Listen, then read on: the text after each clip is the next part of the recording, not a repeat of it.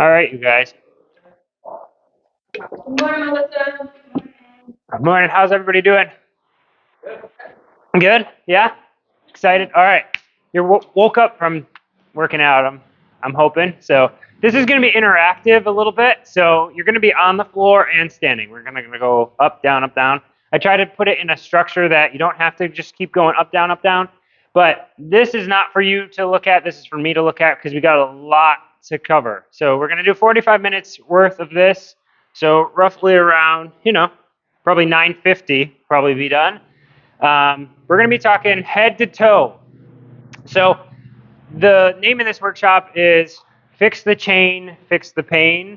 So like if one section of the body gets affected, it affects everything else throughout the chain. We're going to talk about it specifically for CrossFit and how if you have an issue with your ankle, it might affect your knee, it might affect your back, it might even affect your shoulder. And we'll talk about how that all rolls into that. So I'm Dr. Jake with Flex Forward PT. I'm in Grace Lake. I'm in a CrossFit gym. I mostly work with CrossFit and group fitness people, helping them be able to do kipping, CrossFit related movements, and whatever else they get hurt, but also just other athletes and active people.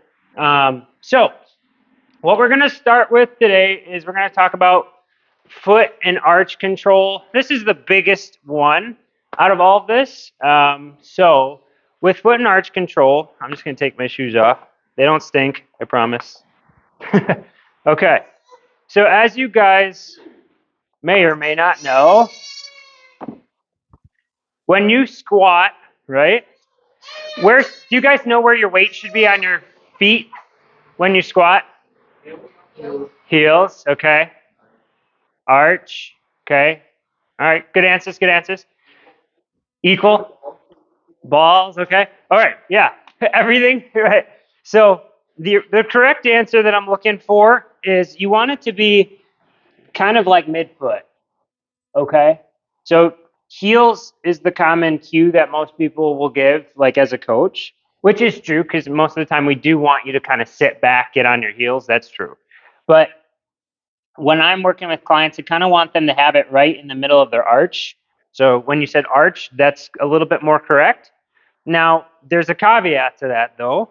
We want our foot to be nice and strong. So if I let that arch dump down, see how that arch rolls in?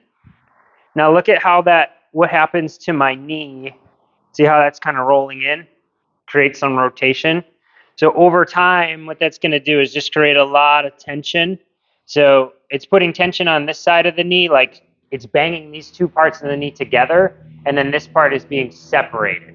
Okay, so it's stretching your ligament here, and it's banging the joint together on this side. Okay, so a lot of people that like have IT band stuff, they feel like they have IT band syndrome. It could actually just be because your foot is collapsing, and now you're getting like lengthening on certain structures of those tissues and overuse. Okay, so the big key, what I want everybody to do, you're going to stand up. Let's wake up a little. Okay, you're going to do 5 squats for me. You can keep your shoes on. That's okay. You don't have to take them off. So you're just going to do body air squats for me. 5 squats. I want you to focus on if you feel pain on all of these movements. Do you feel pain? Where do you feel tight or restricted, right? And where do you feel the pressure? So in this case, where do you feel pressure on your feet? Balls of the foot, heel of the foot, midfoot, outer toes, inner toe, like where do you feel it? Okay, and I don't need you to give me answers, just think about it in your head, okay? So what you want to do, now on this next one, let's do it right. So what you want to do is you want to basically, you can cinch your arch up, right? So you can take that part of your toe, and I want you to push your big toe into the ground, okay? So you're locking that toe into the ground. Now, if you need to, I want you to put your big toe on the ground and then lift your little toes up in the air. And it's going to be hard to see in shoes. If you want to take them off, by all means you can. But you're trying to lock that big toe down. Now, lock that big toe down and then do a squat. See what happens. Feels different, right? So what's happening is your foot is meant to be like a claw, like a parrot or bird of some sort, right? So you're clawing the ground and you're creating stability. This move right here alone, that's going to give you a PR. Like, so if you lock in your feet and you get really stable with your feet, you're going to have more force production. You're going to be able to squat more, deadlift more, whatever, by being able to lock that in. Okay? Just that little change. I've seen it. Okay? So we talked about, so the arch control, and some of you are like, okay, that feels different. It might even take pressure off your knees when you do that, too. Because now you're kind of locking in your foot, you have more stability, you're going to have less rotation. So most people don't know this, but kick your knee out like this. So stand on one leg, kick your knee out, right? You're thinking of, okay, your knee is just a hinge, like a door. But actually what you don't know, put it down. Now stand on one leg and rotate. Hopefully this doesn't cause pain. This is a meniscus test for everybody. Testing your meniscus, yeah? So what this does is the knee joint actually is a hinge. It's a hinge, but it also does rotation too, a little bit, okay? So you want to get rid of any rotation. So if you can lock out your foot, you're going to prevent rotations as you squat, okay? One of the big things people I see all the time is pain out here in the calf. Anybody have pain in the calf here on the outside? No? Nobody here? Good. Sometimes, okay. So sometimes that is actually because these muscles here on the outside, they are what pull that outside part of the foot up. So what they're doing is they're preventing you actually from rolling your toe in. So in that case, that might be an arch control issue, and you're having to overuse this. Okay? All right. Next, we're going to do an ankle test. So you guys are just going to stand again like this, like straight ahead, like you're kind of shoulder width. I want you to bend your knees and look down at your knees and see which one goes farther forward. You might have a discrepancy. One might go farther forward than the other. I know for me, my right knee goes forward than my left. Right? Yeah. So what does that tell me? The one that's not as far, so the one that's closer to your belly, that means that that ankle is tighter than the other side. So what does that mean for you when you squat and deadlift and whatever, anything else? As you go to squat, in this case, like I said, my left side is tighter than my right. So if you look at me from the side, this right knee is in front, okay? So what does that do? As I squat, then that means that I'm going to start rotating like this. So the deeper I go, the more I'm going to rotate left. So if you ever notice when you squat, deadlift, do anything like you're getting deep in there and you notice a little rotation, it might actually be your ankle. Okay? So how do you fix this, or how would you assess this?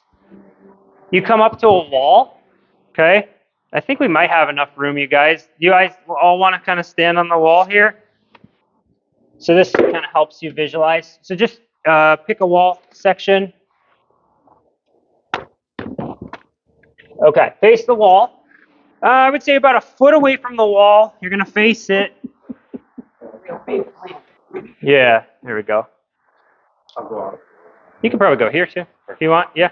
Okay, so now what you guys are going to do, I want you to start with whatever knee you want. Actually, let's start with the left knee. Left knee, and you're going to take that left knee, and I want you to bend it so that, keep your heel on the ground, but bend your knee so it touches the wall. If you can't touch the wall, that means you're too far away. Find the space at which you can touch the wall with your knee. Okay, good. And then straighten the knee out. Now I want you to take your right foot and match it to your left foot. So get it at the same distance away. Now you're going to bend that knee. Is that one easier to touch the wall? And again, keep your heel down. Don't rotate your hips. Yeah. So this is how you test this to see if one is farther than the other. You can do them at the same time as well. Right? And keep your heels down. And while we're here, let's talk about how do you stretch this. If you find an issue, so let's say our left calf is tight. Let's put our left calf back. Okay, yep. So like that, left calf back, left foot back. There you go. Got it. All right, so now you're going to bend your back knee, your left knee. Keep your heel on the ground. Do you guys feel that? Kind of deep in the calf. So this is your soleus. Okay? So that's the deep calf muscle. That's the one that most people need to stretch that they don't know they need to stretch. That one there. I want you to keep your toes straight now. So straighten out your back foot. No, you're good. Don't worry about it. Don't worry about it. Okay? All right. Now I want you guys to increase this stretch a little bit more and turn your toe in. So turn your back toe. Yeah, turn your back left toe to the right. You feel a different stretch there, maybe? Maybe more, right? Okay. Now try your right leg. So put the right leg back. Bend the back knee on the right. Bend the back knee on the right side. Bend it. Bend it. Bend it. People are like, I'm trying. Yeah. So that's your soleus. That's the one that's tight. And most people, that's the one that's tight. When you think calves, you think of the straight back knee, but in reality, this is the one that's tight on most people. Now turn your toe in on the back right. Turn it to the left. There you go. So this is how you'd stretch your calves so that you can improve your squat. Okay, you guys can get away from the wall. Go back to your spots. You're sweating. Yeah. So I'm spending a lot of time on that one because this is really important. Okay. So I know I've had a couple clients from here and some other CrossFit gyms, and they come to me with back pain, and they also come to me with shoulder pain. And we ask, like, when does it happen? What move does it happen with? Sometimes it's deadlifts, sometimes it's squats, but sometimes it's just I always have that pain. But what we find is that when I check ankle mobility, some people, when you bend your ankles up like this, I usually have a goniometer, which is a little measuring device. I should be able to get my ankle to like 5 to 10 degrees of lifting it back like that, okay? Most people, when I check it and they have issues with back pain, they're only getting to 0, okay? So what does that tell me? So if you look at a squat, imagine I cannot bend my ankles, okay? What happens? So if I can't bend my ankles, that means that my shin bones will not go forward. So when I squat, now all my weight's going to be backwards, like this. See how my lower leg here is straight up and down? And look what happens to my trunk. In order to kind of keep myself up here, I got to look down at the floor, right? So what happens in this position? What has to work extra hard? Your back, right? So like if I'm in a deadlift, imagine I'm pulling a deadlift from the floor. I can't bend my ankles, but now I'm pulling from here. This is my back pulling it up versus if I have better ankle mobility, now I'm able to sit upright and I don't have to pull so much with my back. Now I'm just straightening my legs. So it changes the lift dramatically. You go from a back lift to a straightening your legs motion. Again, you can PR just with that little change right there. Does that make sense? So that's when I had a client from this gym come to me with the back pain. She said, I have pain with squats. I have back pain with squats. I can never squat. I can't front squat, and I can't back squat. So I said, okay, put wedges under your heels or get shoes with a little lift in it, right? So like these are like more barefoot shoes. These are flat, okay? Yeah, so if you get weightlifter shoes or anything like that, it might have a little bit more heel in it. And the whole point with that is to help you get into those really deep squats because now your heels are going to be elevated. So if you don't have that, you can grab your wedges and you're just going to squat. So I want you to just watch me. I'm going to squat my normal squat. Okay. Look at my trunk angle. I do have limited ankles, and see how my toes are coming out? That means that my ankles are tight. If I go here, I'm not even going to be able to go down as far. But if I want to get more, I just widen it up and I can get down deeper. So for me, if I use wedges, I'm able to go really deep and keep my trunk up instead of dumping forward. Okay, imagine I'm doing a front squat. If I was front squatting like this, I'm going to be dumping that bar instantly. But if I'm on wedges, I can go all the way down with no issue. Okay? So that's why the ankle is so important. And I'm just going to talk to you about this last little piece. We're going to talk a little bit more about it later. But so we're talking about trunk ankle, right? So if I imagine I've got a front rack bar in here, and I'm trying to prevent this from dumping forward, what has to happen to keep me from doing that because of my lacking mobility in my ankles? I got to really arch my back. So that's where that back pain piece comes in, okay? But now, imagine it from a snatch position. So I'm in the snatch, and again, this is my normal position. I have shitty mobility in my ankles and hips. So now I'm not in an optimal position here. And I'm really struggling. Like I'm clenching my back to try to get that. I get on wedges, and it's a lot easier. I can sit in that position, I can lock everything out, and I'm more vertical. And anything with those lifts, if you are more vertical, you're gonna have more force production. So you can PR. And not get hurt too. Okay, does that make sense? Yes, question? Okay, so lifters. Everyone, Lifters. Like, once they've been doing CrossFit for a while, going on to lifters. Next step in squatting, whatever. Do you recommend lifters for only the people that struggle with ankle mobility, or do you think anyone can benefit from having lifter on It's a good question. I think most people could probably benefit from it, and here's why. Most shoes, like these are special, these are LEMS, so these are meant to be barefoot, these are meant to be zero drop shoes. So the reason I wear these is because when you're standing all day every day, most people don't know, but a regular pair of running shoes or tennis shoes is going to have a little heel in it. So most people think women wear heels, men wear heels too.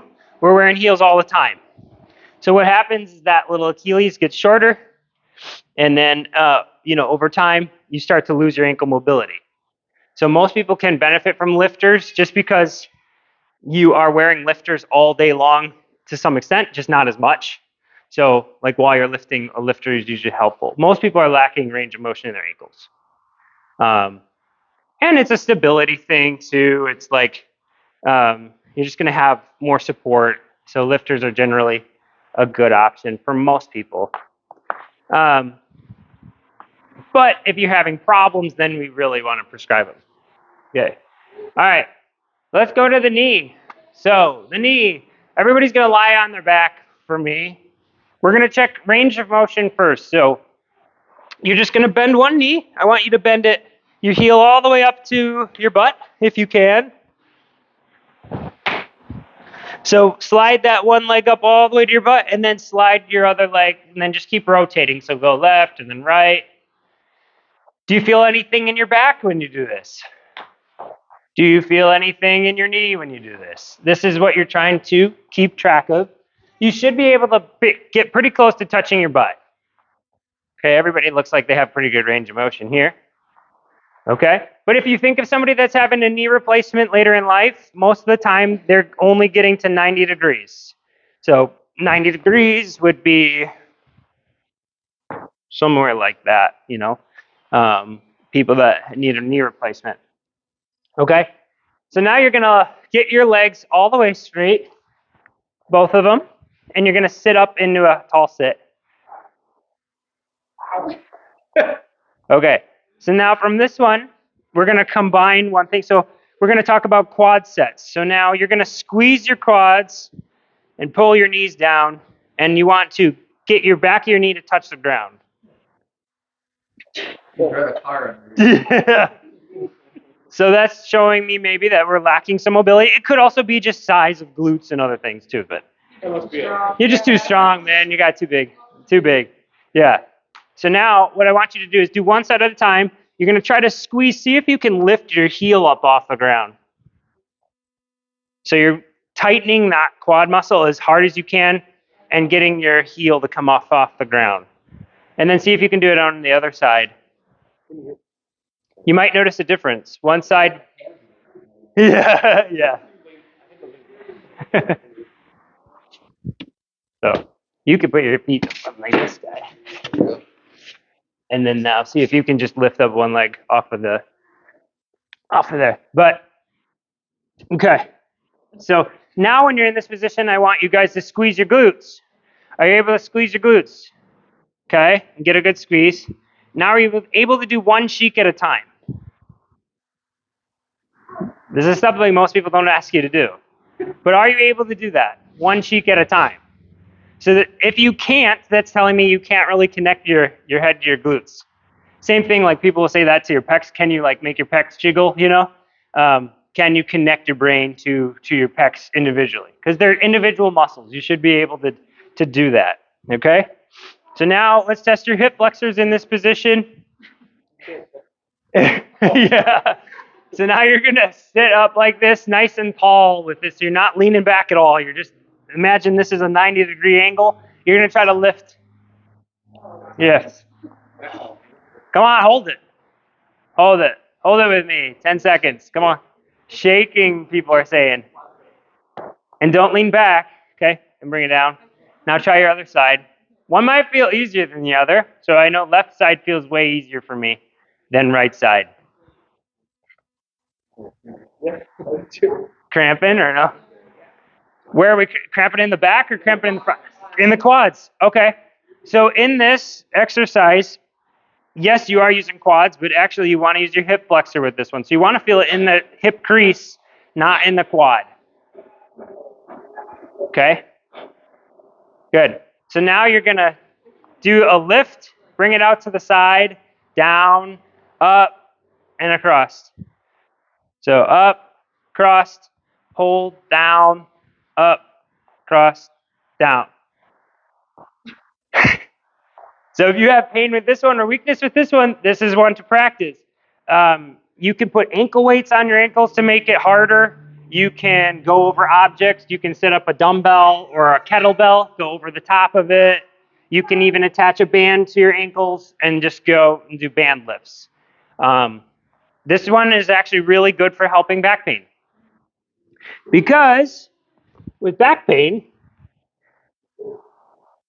what happens with back pain is most people are going to be either, so I'm just going to rotate so everybody can see.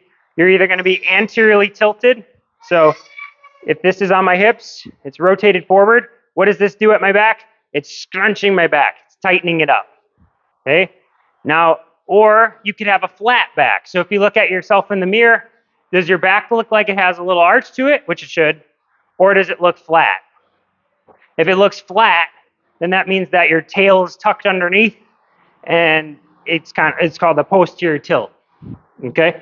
You'll find usually that people have one or the other. You're usually not in the middle. If anything, most people are anteriorly tilted, so this is nice and tight, and then the abs are lengthened. Okay? So why does this matter?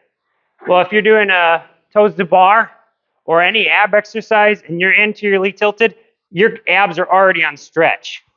So it's going to be a lot harder for you to do those lifts because your abs are already in stretch. They're not in an optimal position. Okay? And it also affects your squat. So if you're anteriorly tilted, then again, you're going to have maybe more chance of getting back pain versus if you're getting that in a neutral spine. So let's look at that. So now you're going to lay on your back. You're going to take your hands, put them on the tops of your hips. Okay? I want you to take your belly button and roll it up towards your head so that you flatten your back. So that's a posterior tilt. Now you're going to roll it the other way so that you create an arch. So you're rolling the front towards your feet. And then go back and forth. So you should be able to do that movement without pain and with decent control and without squeezing your glutes all the way to get you to do that posterior tilt of bringing your belly button up. Okay? All right. So now what I want you to do is straighten one leg for me. Now do the posterior tilt with one leg up and one leg down. It's going to feel a little different. You might get a little pain in the back of your butt. You might get a little pain in your back. You might feel it in your leg. Try the other side. Right? Okay. All right. Next, we're going to look at hip mobility. What does that tell you? What does it tell me? One leg or another? SI joint. So if you have pain in one side when you're doing this, especially in the low back, that usually means that the SI joint is a little tight on one side. So, for example, a test that I do for clients is if they come in with pain, especially right here. People think that's low back, but that's actually your sacrum, your SI joint. Okay, where your hips meet your tailbone. Okay, so one test I do with clients would be go ahead and bend over and touch your toes. Right? So let's have everybody stand up and do that. Why not? Try it out. So what I want you to do is go ahead and touch your toes, and I want you to see if you're rotating at all. And you might not be able to feel it, but I'll kind of look around and see. So you have a little rotation this way, it looks like, to your left. That makes sense that I left side, right? Yes, because that means that it's not opening. Yours is actually the opposite. You're this way. Yours is pretty good. That one looks pretty. What?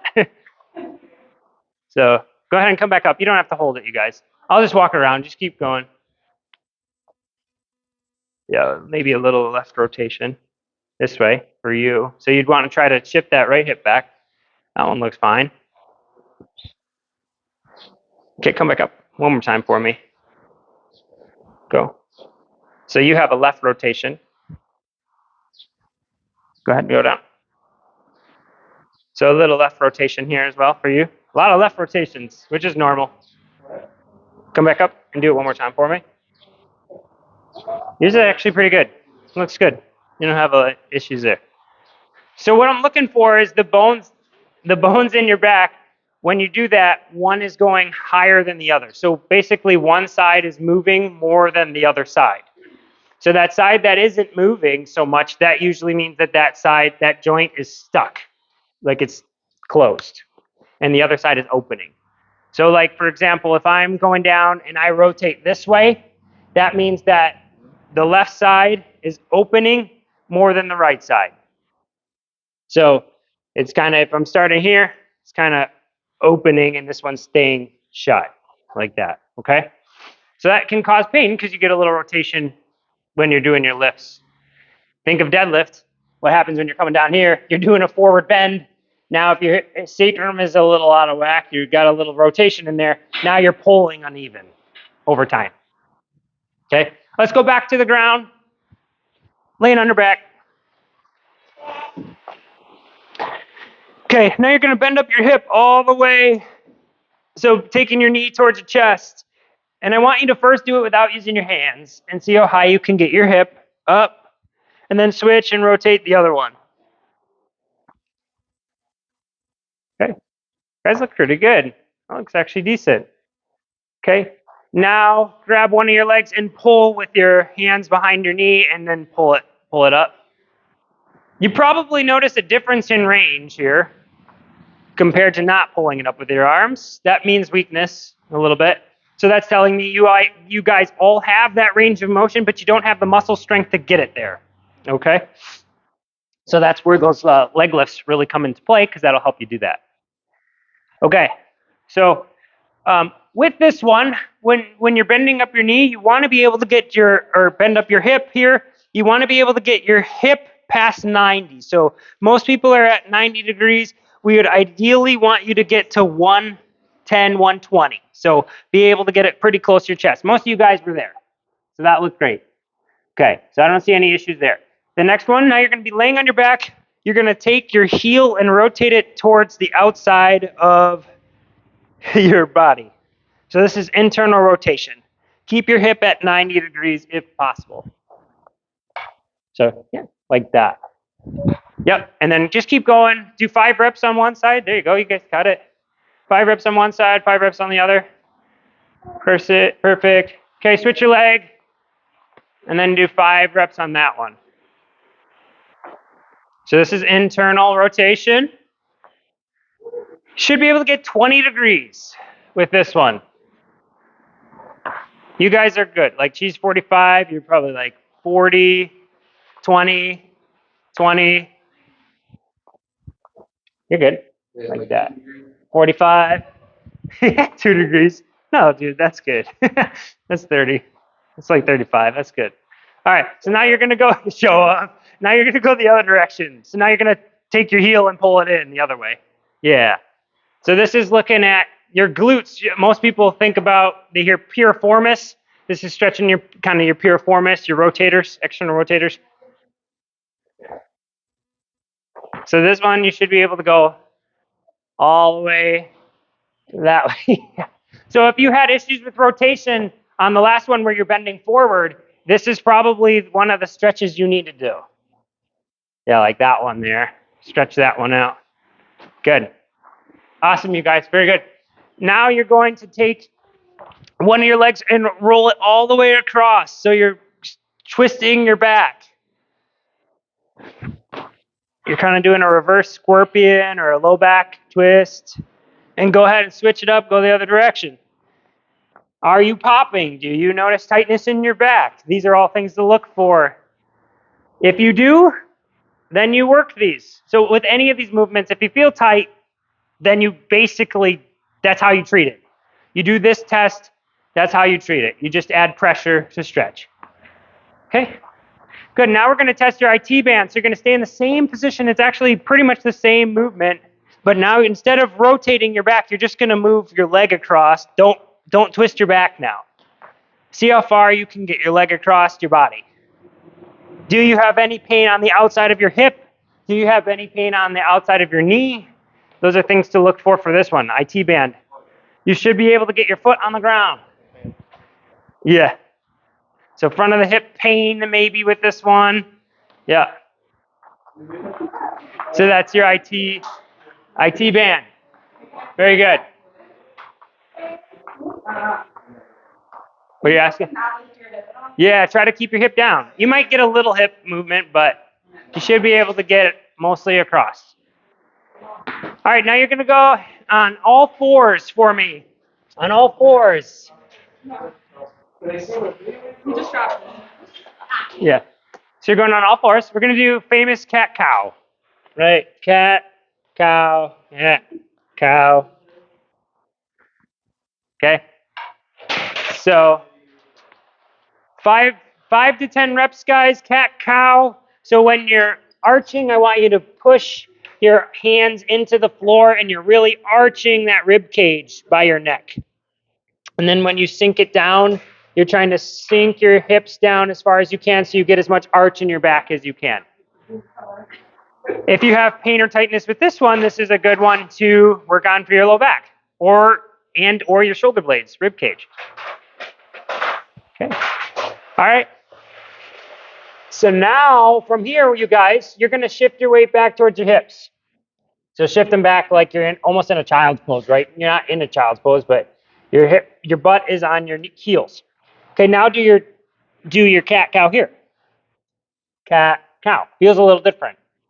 Why? Because now I locked out my hips. Now I'm doing everything at the top. So I'm doing it up in my shoulders versus in my low back. So if you feel tight up here in your shoulders, this is one way to get mobility there without getting your low back. Okay? Good. Good job. All right. Awesome. How are we doing on time? 12 minutes. Okay. All right. Now you guys are going to stand up. We're going to stand all the way up. Okay, I'm going to do a little education, and then we'll kind of do some movement again. So I'm kind of the shoulder guy. That's what I'm known for. Everybody comes to me with shoulders, neck, maybe back. I do get knees and hips and stuff, but a lot of times it's shoulders. So we have a lot of stuff to look at for shoulders. We're just going to do a quick shoulder screen. So I want everybody to just go all the way up over the top. You should be able to get your elbow kind of in line with your ears and then come back down. Thumbs are up in the air, like straight up for these. Yeah, I can do it. Yeah. Good. Okay. Now, when you do this, you should be able to keep your elbows in. So see if you can do it with elbows in. Good. Good. Yeah. So I've noticed the two buff guys here are having issues with that. So that's because we're tight in the lats, so you're trying to open it up to get more. You're trying to not stretch your lats. Because if you keep your elbows in, that's where you stretch your lats. Okay? So now you're going to take thumbs out like this, and you're going to go do your snow angel. like that. At least you called me guys wrong. Yeah. Yeah, dude, you guys are buff. Come on. Yeah, good. Okay, anybody have pinching, clicking, popping, pain? Any of those? You do? What movement? This one? Out to the side? That one. Okay. All right. So that's common. So a lot of times when you have pain or clicking, popping with this one, it's because of your shoulder blade. Okay. So let's do a little anatomy lesson. Okay. So you got ball, socket, right? So the shoulder's able to move 300, 180, we'll say, in every direction here, give or take. That's because this is a ball in its socket and it can move around. What most people don't realize is that this cup can move orientation. So it can roll forward, backward, tip up, tip down, like that. And the reason being is because this is actually our shoulder blade. This cup is on our shoulder blade, okay? So think about it. If I'm lifting my arm like this is my ball. So that ball spins in that little cup, okay? If I am going up like this, and that is spinning in there, but this cup doesn't move, it kind of gets stuck on the top lip of that little cup on your shoulder blade. But if my shoulder blade does its job and swings out like this as you lift your arm, then the cup changes and now it's completely vertical and now you can spin around with no clicking and popping. Okay? So most people that see me, that is the issue. Their shoulder blade isn't moving and it's getting hung up in there and they feel that clicking, popping, maybe some pain. And we can fix that by just getting your shoulder blade to move the way we want it to. Okay? So what are the movements we want it to do? One movement is we need it to kind of go forward a little bit more. So I want everybody to take your hands and go like this. So now from here, you're going to do that cat again, part of it, and then squeeze. So you're doing your cat-cow, right? So that's getting that cup to rotate forward a little bit, which is going to help you if you have pain lifting up straight overhead. But most of you guys had pain with the lifting up your arms to the side. So that's telling me that it's having a problem not tipping forward, but actually swinging up, okay? And maybe tucking underneath. So I was going to do this a little bit later in this, but let's do it right now. Everybody grab a wall. So you need space with this one. So some people go over there, some people go over here. You could probably do it on the boxes. That's fine. Yeah. Okay. All right, is everybody okay kneeling? Yeah? Okay. So what you're going to do, let's start with right arm first. So you're going to have your right hip on the wall. Yep. Okay, good. Now you're going to go down into the kneel with your left knee in front. Very good. Take your, I'm doing Jenga over there. So now you're going to take your right arm. You're going to, and I'm going to preface this. You're going to be swinging this around. If you feel like you get stuck, come back to center. Don't try to muscle through this one. So now you're going to try to take that arm, sweep it around. Keep your hip on the wall though, and try to keep your shoulder on the wall too if you can. Okay? You might feel stuck. You might feel sticky in there for the first couple. Good. And then when you come and bring your arm all the way back, I want you to try to lift your arm up off the wall once you get it there. Right. There you go. That's it. So when you get here, try to like tuck this underneath a little. Yeah. There you go. So that's kind of what we're missing here for you is that shoulder blade just kind of tuck in under like that. Got it, okay? Swing it. Left one, the problem one. Okay, do it one more time. I'm just gonna wash it. So I'm gonna try to stop you from cheating a little. There you go. Tuck that in. There you go. Like that. So you want to try to keep it as true as possible without rotating the whole spine if possible. I'm just gonna watch you guys a little. Go ahead. You can do it with this rotation here. Tuck that in. Tuck, tuck, tuck, tuck, tuck, tuck, tuck. I know it doesn't want to do it. Good. Okay, switch. Try your other side. See if this one's different.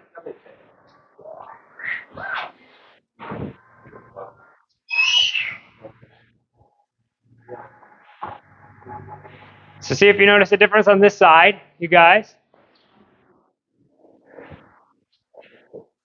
Yeah, so then just come back down. Yeah. Okay.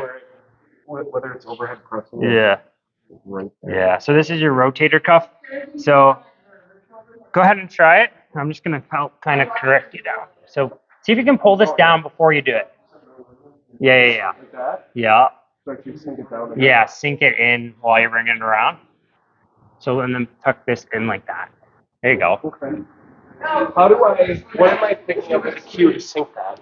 Like, am I engaging my lat? Or am I You can use that cue. You can, yeah, open your chest. So let's talk about that. That's a great, I'll bring that up for everybody. mentally try to get Yeah. Yeah. All right, you guys, come back over here. Good. Sorry. So as you probably noticed, it loosens up a little bit over time. That's a great one to do before you work out, like any lift, so that you get your full range of motion. Because what we're going to talk about right now is how the back affects your shoulders. It's good. So if you guys are lacking back mobility, then that's oftentimes where you're going to have shoulder restrictions, because you need this rib cage to move. You don't want it to flare. You want to be able to tuck it in still, but you need to get good activation. He had a great question, which is, when you're doing this, what is the cue you can use to keep your shoulder blades where you want them? Okay, so really great question. You don't want to. I always say you don't want to death squeeze. So most people, when they say like, do a row, do a pull up, they're telling you to squeeze your shoulder blades all the way. That's actually not the cue you want, because that's actually restricting your shoulder blade movement. What you want it to do is you want it to kind of stay down a little bit and then rotate out. So the cues that I give for clients would be, it depends on the activity, but if you're kind of up overhead like this and you're doing a pull up or a kip, you're going to want to get a little bit more lat squeeze. So lats are under here. So what does a lat do? So let's have everybody put their arms out in front like this. Imagine you're bench pressing. You got some weight out there, right? And then I want you to try to squeeze under your armpits and then watch your thumb. So your thumb should rotate out as you do that. And you can move your thumbs out, and I want you to feel where you feel that. So you should feel that under the armpit. This is the activation you're doing prior to every lift. Deadlift, boom, right? I'm doing that little bit of a squeeze. Do you have a bar out somewhere? Actually, I'll use a pipe. Okay, it's not going to give the same dramatic effect, but if you had a bar with weight on it, and I go to pick that up, and I'm doing that squeeze, you kind of can see how that bar is lifting up, and I'm not doing anything. I'm just doing that lat squeeze. But when you have weight on a bar and you're doing a deadlift, it's going to get you that initial lift to get it up off the ground a lot easier. So doing the lat squeeze. It's the same thing with kipping. Getting your lat nice and squeezed as you're doing the kip, which is going to allow you to get a lot more propulsion, so that you kind of, basically it's stabilizing your shoulder so it's not sliding around in there as you're doing the kip, which is where people have pain. And then to fully answer his question, when you're coming around with this one, if you feel like you're getting stuck, there's a couple cues I usually give. One would be reach towards the ceiling. So you reach up or out. So in your case, Drea, if you're getting stuck here with like going like this, what I would encourage you to try to do, let's do this now, everybody. So just go ahead and lift like this, do your snow angel. Now on this next one, take your hands and fingers and like reach them away, like stretch your body out as far as you can go, and then do that. You might notice less pain, you might notice less click, you might notice a little bit more motion, because now your shoulder blade is actually doing a little bit more of that movement, okay? If you still notice some stuff, it could just be because you're tight in certain areas, you gotta loosen them up. So shoulder pain with like an overhead press, like right there. Yeah. I'm getting that back. When you have me tighten my lat and kind of rotate out, Yeah. you fit over there. Yeah. But am I doing that movement but still an overhead press? That would seem Yes. Mm-hmm. Yeah. Same as I would with that, like the foot rotation. Yeah. So when you're here, if you have pain with pressing overhead, you can do two cues. You could either go from bar to like dumbbells or something so that you get more external rotation. That's going to give you more space. So you could do that as a modification. You could even take the bar and kind of try to twist it a little bit with your external rotation. That might help.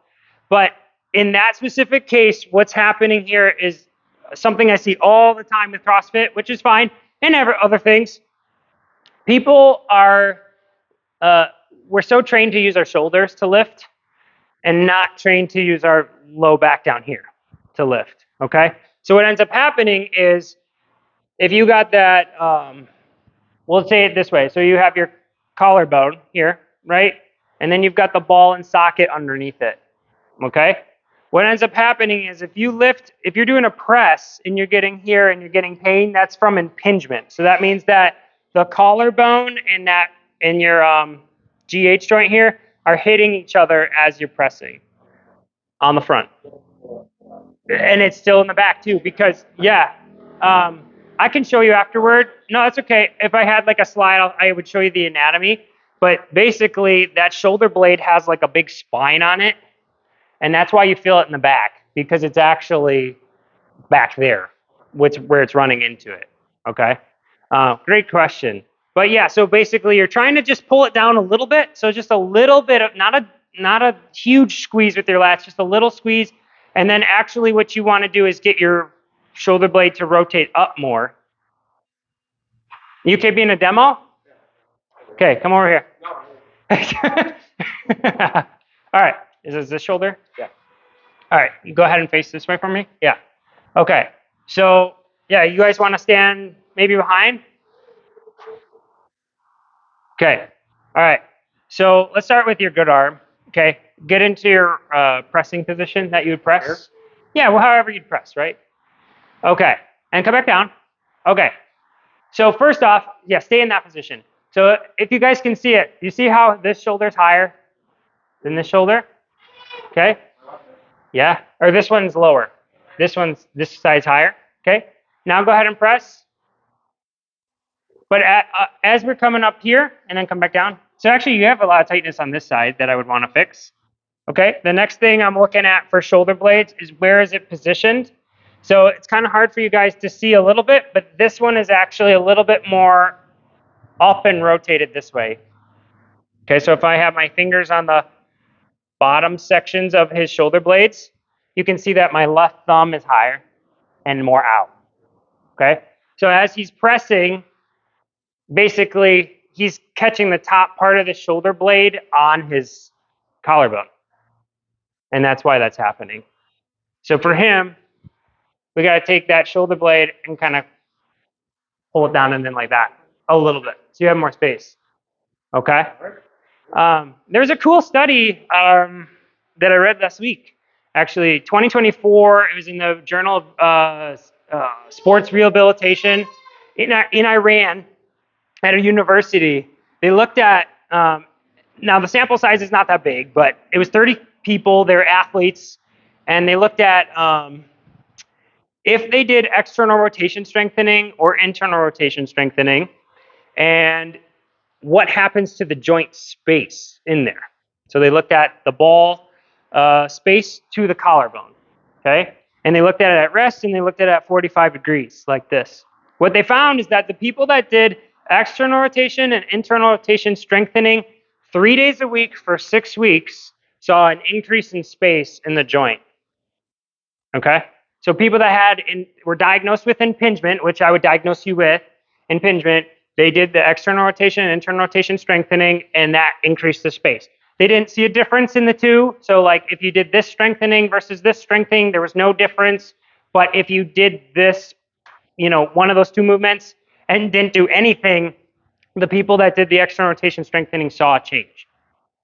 Okay, so it's possible to change that. You got to loosen up some structures and just get stuff strengthened a little bit. Okay, how are we doing on time? We're over time, but so let's go look at our neck. So neck. So I want everybody to rotate to the left, everybody to rotate to the right. You should be able to look all the way over your shoulder, 90 degrees. So 90 degrees, okay? Now you're gonna do a side bend.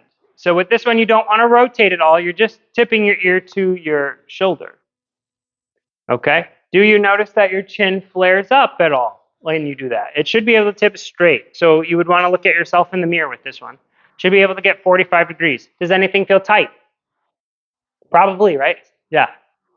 Okay. Now look up and then look down and see if anything felt tight there. Okay? So now what you're going to do, I'm going to encourage you to get into a chin tuck. So notice my nose doesn't change direction. It's still straight. But I'm just sliding my head back. Imagine you're like a turkey, right? You're just going to pull your ears back. Okay? So now get into that chin tuck and rotate your head to the left. Doesn't want to go as far, right? And then rotate your head to the right. Keep that chin tuck. Okay? Good. And then you're going to chin tuck and then side bend. You might feel that a little higher on the neck. Right? So what is that doing? So most of us, because we're sedentary lifestyle, like active people now, our head comes out like this, which means we're doing just kind of a little bit of rotation at the top part of our neck. So when we look to our left, we're kind of just using these top segments. And our neck is really tight here, and it's really lengthened here. So that's what happens. So when you do the chin tuck, you're getting everything in alignment. Now it's forcing you to use the lower neck down here, okay? So most people I see are tight in the lower neck, and the reason I'm bringing this up is because it actually affects your shoulder. So if you're tight here in your neck, one of the muscles is the levator scapulae, which comes here at your ear, and it actually attaches on the spine of your shoulder blade, and its function is to do this. So in your case, he's getting elevation on that side. That is too active, and it's pulling that up, and that's why he's getting some banging in there. Okay? So working on, for you, I would loosen up your neck and your back, and you'd probably get an increase in range just by working on it. Kipping, yeah, kipping. Yeah, very good. Okay, so then I'm just going to tie it all together real quick. So then we go back to the original, right? We talked about ankles.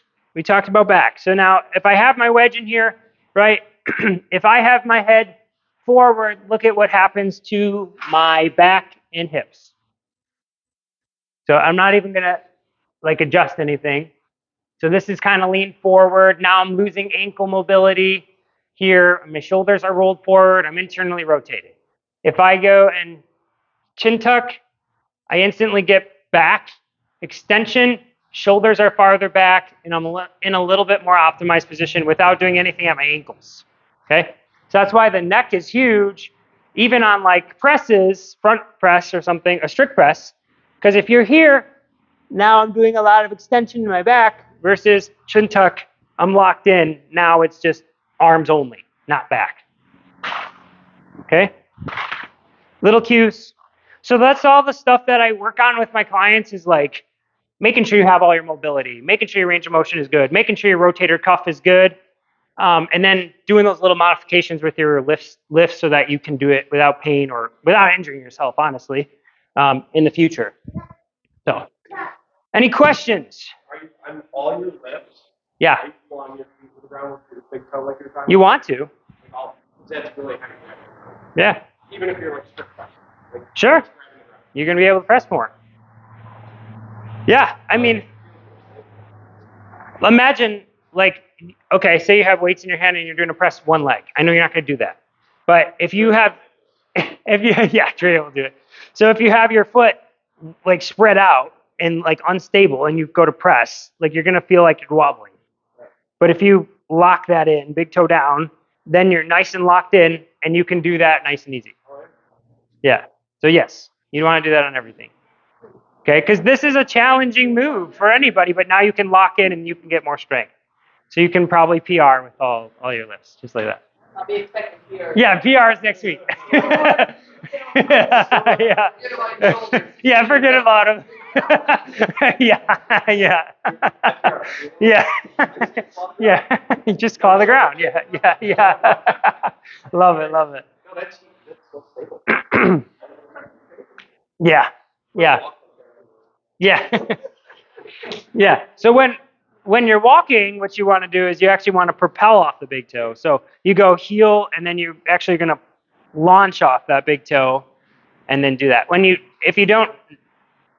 If you look at running shoes, most running shoes, like trainers and that, like what Drea's got on, like those aren't going to really have it. But like if you had like Brooks, like a running shoe, it'll have that little roll in there already so that it's kind of helping you. But what I would encourage you to do, even if you're wearing those, is still do the push off, because that's kind of doing it for you, but in reality, it's stretching it out. So you still want to use your foot. Probably helps with like overpronation. Yeah, 100%. Yeah, yeah, there you go. Very good. Yeah, yeah, yeah. Good. Okay, other questions, you guys? Questions? I can look at big toes. Questions? No? Good. Good. So let's get a picture, just so we have proof that you guys were here. And then if you guys want to work with me, I'm doing a free screen